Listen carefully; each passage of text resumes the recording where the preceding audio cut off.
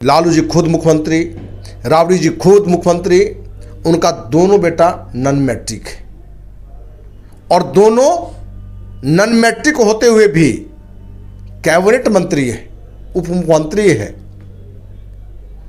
तो जिस राज्य में बिना पढ़े लिखे भी आप मुख्यमंत्री, उप मुख्यमंत्री, मंत्री बन सकते हैं, क्योंकि राबड़ी जी भी मुख्यमंत्री बनी थी, शिक्षित नहीं थी। तेजस्वी यादव टैलेंट है, क्योंकि राजनीति में जिस परिवार से मिले तो थोड़ा टैलेंट आ जाता है, लेकिन शिक्षा का स्तर क्या है? कोई कहते हैं 9वां फेल। तेज प्रताप का क्या है? नॉन मैट्रिक है। तो जिस राज्य में बिना बड़ी शिक्षा के भी बड़े पद मिल सकते हैं, तो एक रुझान वहां नहीं होता है। और जिस राज्य में ये मालूम है कि शिक्षा का स्तर जितना ध्वस्त करके रखोगे, बर्बाद करके रखोगे, जात और धर्म की बात की राजनीति करोगे और उसी से सत्तासीन रहोगे।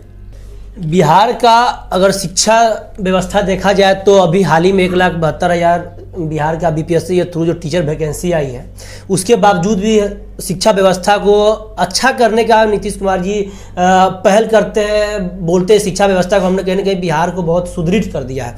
देखा जाए बिहार का आंकड़ा आया जिसमें 1 से 5 तक आबादी के जो प्रतिशत है, जो कि देखिए ग्रेजुएट जो भी है, अभी तक ग्रेजुएट हो मात्र 7% ऐसे व्यक्ति ही है जो कि ग्रेजुएट है।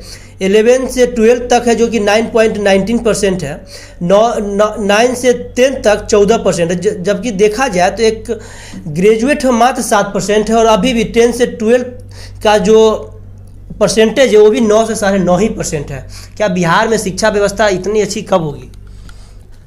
देखिए, बिहार में उप मुख्यमंत्री कौन है? वन पर्यावरण मंत्री कौन है? लालू जी के लड़के हैं।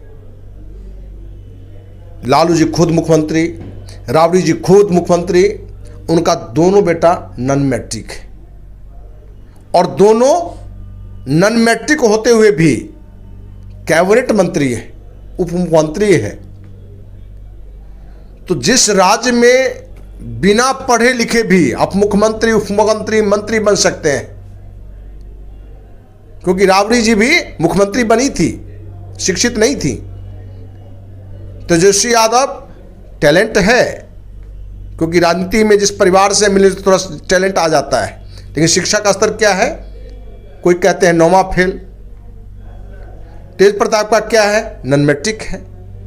तो जिस राज्य में बिना बड़ी शिक्षा के भी बड़े पद मिल सकते हैं, तो एक रुझान वहां नहीं होता है। और जिस राज्य में ये मालूम है कि शिक्षा का स्तर जितना ध्वस्त करके रखोगे, बर्बाद करके रखोगे, जात और धर्म की बात की राजनीति करोगे और उसी से सत्तासीन रहोगे। क्योंकि पिछला एक लंबा काल जो आपने बताया भी कि नीतीश लालू का था, क्या ये दोनों ईमानदारी से इस राज्य को साक्षरता प्रतिशत बढ़ाना चाहते तो नहीं बढ़ता, बिल्कुल बढ़ता। शिक्षा का स्तर ऊंचा करना चाहते तो बहुत बढ़ता। आज सच्चाई है कि सरकारी विद्यालय के 99% शिक्षक अपने बच्चे को सरकारी स्कूल में नहीं पढ़ाते हैं, प्राइवेट में पढ़ाते हैं।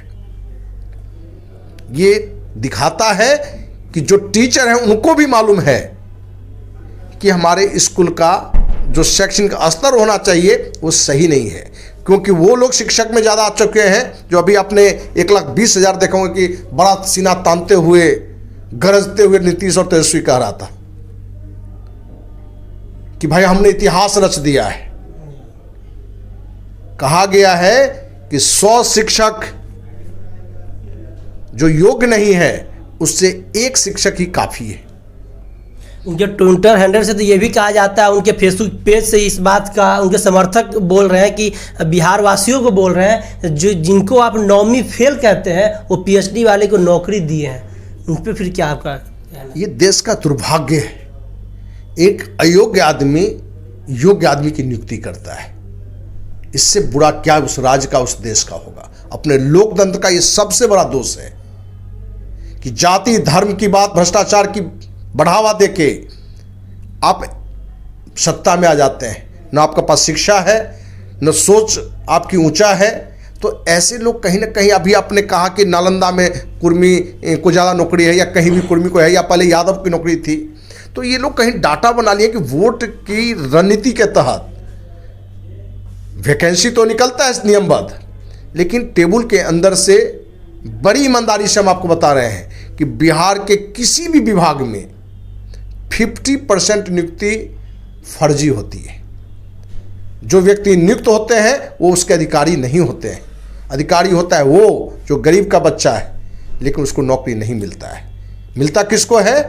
वो जाति से मुख्यमंत्री का होना चाहिए, मंत्री का होना चाहिए, और उसी आधार पर नियुक्ति होती है। अभी जो शिक्षक की नियुक्ति होती 100% नहीं, लेकिन लगभग 40-50% लोग कम ज़्यादा पैसा देके गए हैं, पैरवी से गए हैं, तो वहाँ शिक्षा का स्तर क्या होगा ये आप भी समझ सकते हैं। चलिए, तो हम बिहार बीपीएससी परीक्षा धांधली को लेकर जिस तरीके से बिहार के तमाम युवा इस बात को विरोध जता रहे थे, हमारे साथ धर्मेंद्र सिंह राठौर जी थे। उनका भी यही कहना है कि कहीं ना कहीं 50% ऐसे टीचर का बहाली हुआ है जो कि कहीं ना कहीं पैसों लेकर के और अवैध तरीके से बहाली हुआ है। बाकी आपका क्या राय है जरूर कमेंट बॉक्स के माध्यम से बताइएगा। देखते रहिए बिहार 24। धन्यवाद।